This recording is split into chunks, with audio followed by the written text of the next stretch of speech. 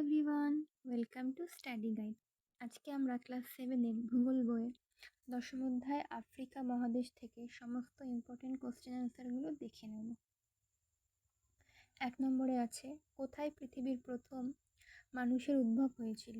উত্তর হবে পূর্ব আফ্রিকাতে। 2, মিশরের রাজধানী কি? উত্তর হবে কায়রো। 3, আটলাস পর্বতমালার সবচেয়ে উঁচু পর্বতশৃঙ্গ কি? উত্তর হবে মাউন্ট তৈবুকল। এর উচ্চতা হচ্ছে 4165 মিটার। 4, সাহারা মরুভূমি কোথায় অবস্থিত?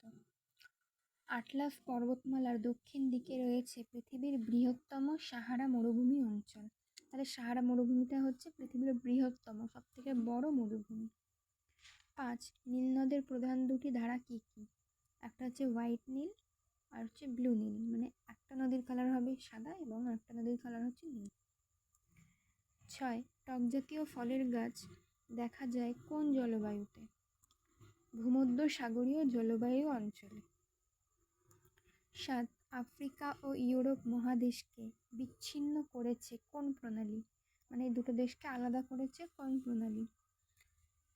জিব্রাল্টার প্রণালী। 8, আফ্রিকার সবচেয়ে বৃষ্টিবহুল এলাকা কোথায় সৃষ্টি হয়েছে? কঙ্গো অববাহিকায়। 9, সাহারা মরুভূমির মধ্যভাগে কোন কোন মালভূমি অবস্থিত? আহান্নার ও টিরেস্টি মালভূমি। 10, ভূমধ্যসাগর আফ্রিকার কোন দিকে অবস্থিত? উত্তর দিকে। 11, কোন নদীপথে ভিক্টোরিয়া জলপ্রপাত সৃষ্টি হয়েছে? জামবেসি নদীপথে। 12, আফ্রিকা মহাদেশে কটি গ্রস্ত উপত্যকা আছে? 2টি। 13, আফ্রিকা মহাদেশের সর্বোচ্চ শৃঙ্গ কোনটি? Mount Kilimanjaro. এর দৈর্ঘ্য হচ্ছে 5895 metre.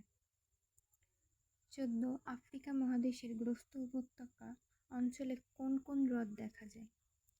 Tanganyika, Malawi, Rudolph, Albert প্রভৃতি হ্রদ দেখা যায়। 15, সাভানা তৃণভূমি অঞ্চলে কী জাতীয় গাছ দেখা যায়?